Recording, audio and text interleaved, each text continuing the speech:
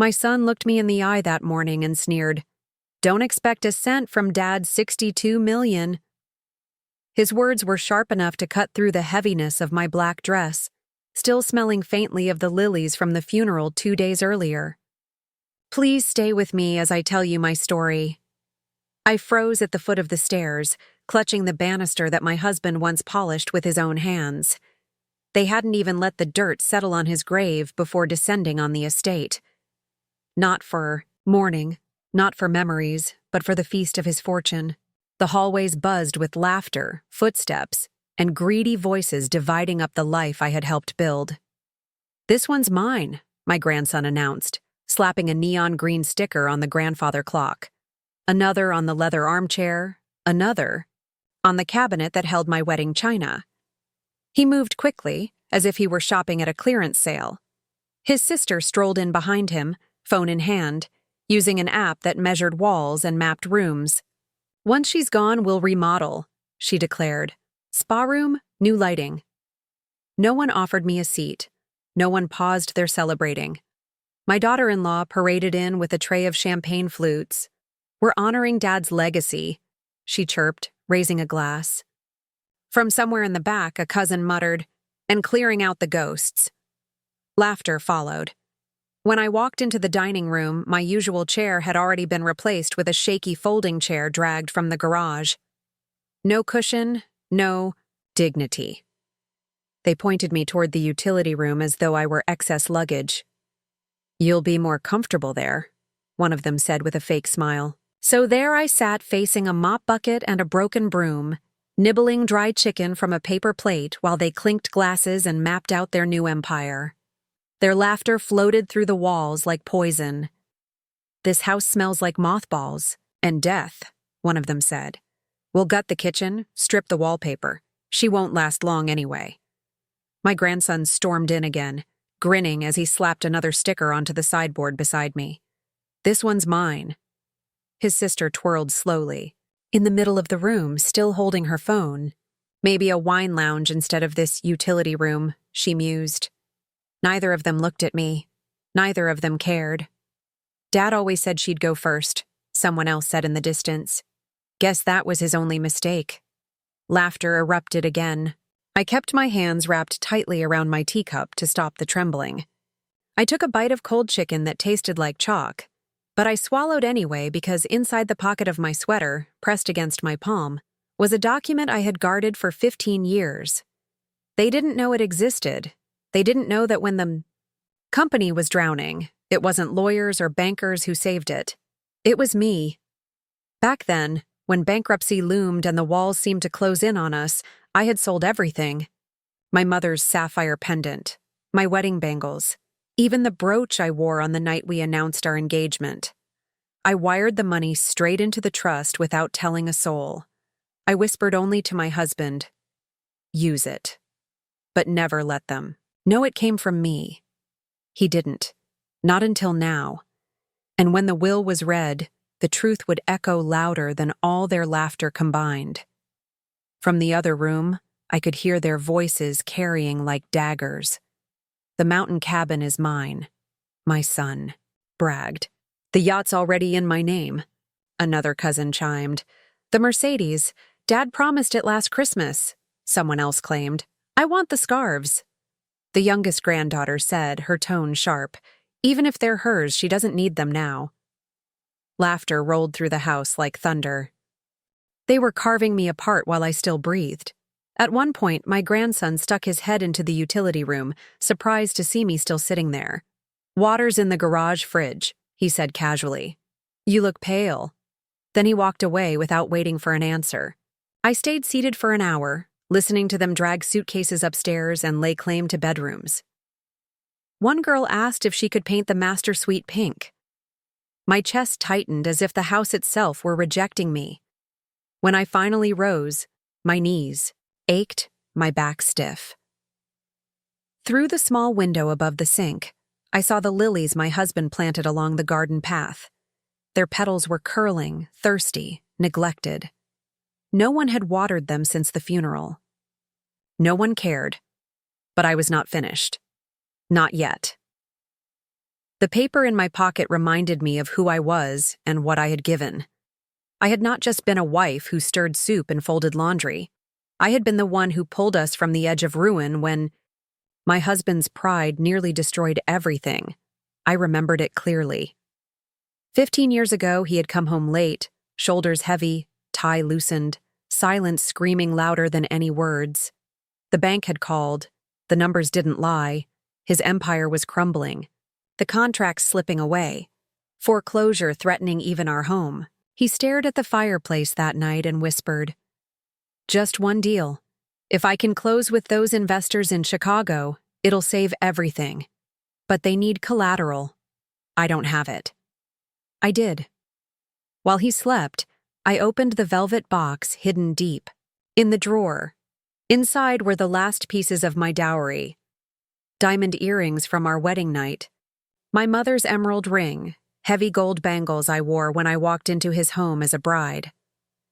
Every piece carried weight, memory, and love. I sold them all quietly without asking, without telling. The next morning, I wired the money straight into his company's account and simply told him, "Use it. Don't let them see you fall." He never asked where it came from. He didn't want to. 2 days later, the investors signed. The company lived. They called him a visionary. They called him a miracle. They never called me. But I remembered. And I remembered. Even more. The night I sat at the kitchen table writing the pitch that became the foundation of their public offering. He was lost, pacing the den while I pored over market reports and shareholder projections, handwriting a multi-phase expansion plan. I signed it under a false name and mailed it in silence. 6 months later, the company launched its IPO. It raised millions and a plaque was hung in the lobby that read, "Inspired by ingenuity." His ingenuity. I smiled, then bit my lip, stayed silent. But silence too long becomes a razor. And now they wanted to erase me completely. I wasn't about to let them. They walked through my home with stickers and smirks, but upstairs, hidden beneath folded linens in the back of my closet, was the folder that held my truth. Inside were the original drafts of that IPO proposal. Ink smudged from restless hands, signed with the pseudonym I had created all those years ago. Alongside it sat a letter from the patent office. Proof that the idea had been registered under me, not the company. Quarterly checks had arrived for years. Small royalty payments tied to the model. I never cashed them. I didn't need the money. I needed the dignity of knowing. But now they had pushed me too far. They mocked me, called me senile, claimed my belongings as if I were already in the ground. They laughed about my soup as though nourishment were weakness. Small royalty payments tied to the model. I never cashed them. I didn't need the money. I needed the dignity of knowing. But now they had pushed me too far. They mocked me, called me senile, claimed my belongings as if I were already in the ground.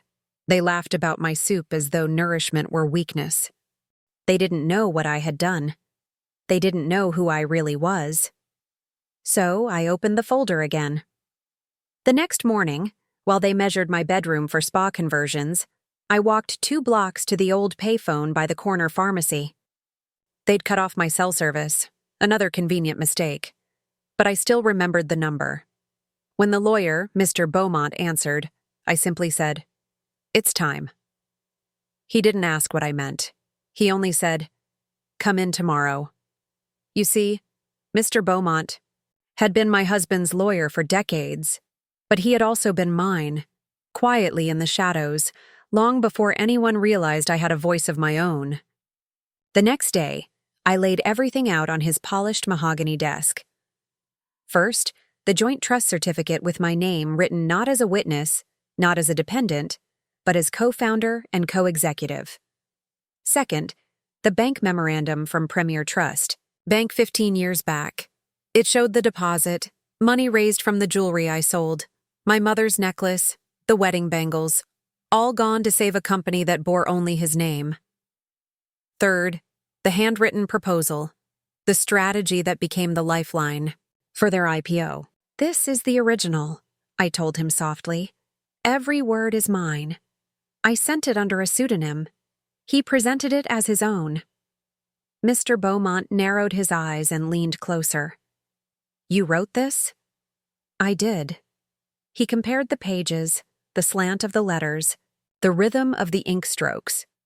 He called in a handwriting analyst that same afternoon. 2 hours later, the specialist confirmed what I had known all along. The work was mine, the intellectual property was mine, and by law, the royalties and rights were mine. Millions tied to my name, not his, not theirs, mine. I don't want it all, I said quietly. What do you want then? Mr. Beaumont asked. I folded the pages back into the folder, pressed my palm against the worn leather, and answered, I want my voice back. For the first time in years, I smiled. Not the polite smile of someone enduring humiliation, but the quiet smile of a woman who had just remembered her own strength. They thought I was fading into wallpaper. They thought I was finished, but I was only beginning. The will reading came 5 days after the funeral. The air outside was thick with rain, but inside the law office, the air was even colder. Glass walls, leather chairs, the sterile smell of money and finality. They made me sit at the far end of the polished oak table. A folding chair, of course, because God forbid I ruined the symmetry of their tailored suits and designer handbags. My son, Julian, lounged closest to the front, his wife whispering in his ear. My granddaughter scrolled under the table, and my grandson doodled his signature on a legal pad, practicing like he was already rich. None of them looked at me. Mr. Beaumont entered with his briefcase, his presence filling the room like a verdict. He opened it slowly, laid out the folders, and pressed a button on a small silver recorder. My husband's voice echoed into the silence, slower than I remembered, weary but firm. If my son ever speaks ill of his mother, the voice said, deduct $1 million per word. Silence crashed over the room. Mr. Beaumont flipped to a transcript marked Exhibit A.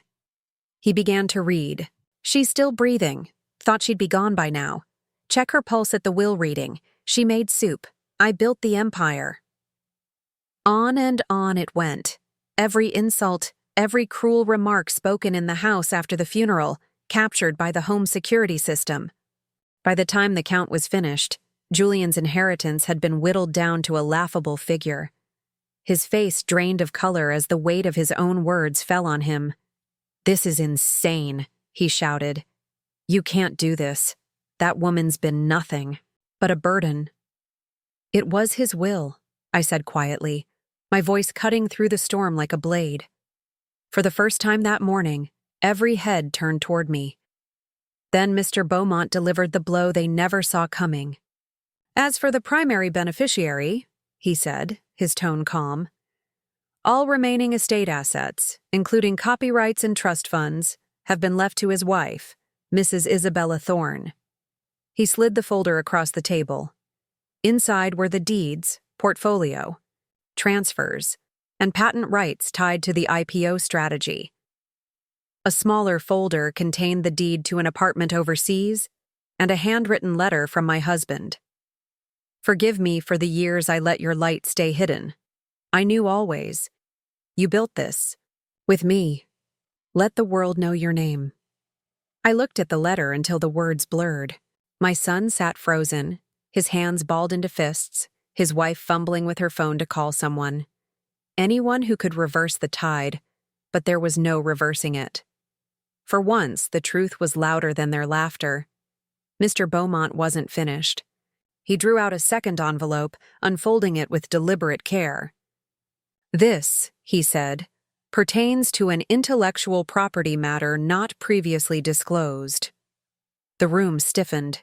He laid down documents one by one detailing how 15 years earlier, an anonymous proposal had been mailed to the board, a framework that became the backbone of the company's IPO. For years, everyone assumed it came from an outside strategist. Then he slid forward the certificate. "The pseudonym on those drafts," he said, turning to face me, "belongs to Mrs. Isabella Thorne." Gasps rippled through the room. Even the air seemed to freeze. My children, my grandchildren, all of them sat stunned. Mr. Beaumont lifted a framed recognition, proof of authorship, proof of the patent registered in my name. The patent currently generates $9.4 million annually in royalties. He continued calmly. All of it belongs to her. My granddaughter dropped her phone. My son's mouth fell open. She made soup, he muttered, as if clinging to the only memory that fit his narrative. Mr. Beaumont's lips curved in the faintest smile. "Yes, and she also saved the empire you've been living off your entire lives." Finally, he read my husband's last handwritten note. "She found the cure before the world knew it was broken. The board would never have followed a woman, but I always knew. This company was her brilliance on paper. This fortune is hers." The room collapsed into silence so deep it felt like judgment itself. I stood, gathering the folder into my arms. My son tried to speak, but the words crumbled in his throat. His wife sobbed quietly, already calculating losses. My grandchildren couldn't even look at me. They had buried me while I was still alive. They had mocked me, erased me, shoved me into corners. And yet, it was my name, the name they dismissed, that now held the foundation beneath their feet. I walked through the home later, peeling off their neon stickers one by one. "This one's mine," they had declared, staking claims. But they were wrong. It was never theirs. Not the furniture, not the house, not the legacy. It had always been mine. Within 48 hours, the court's deadline forced them out. Boxes scraped across the floors, voices raised in panic, but none of it touched me.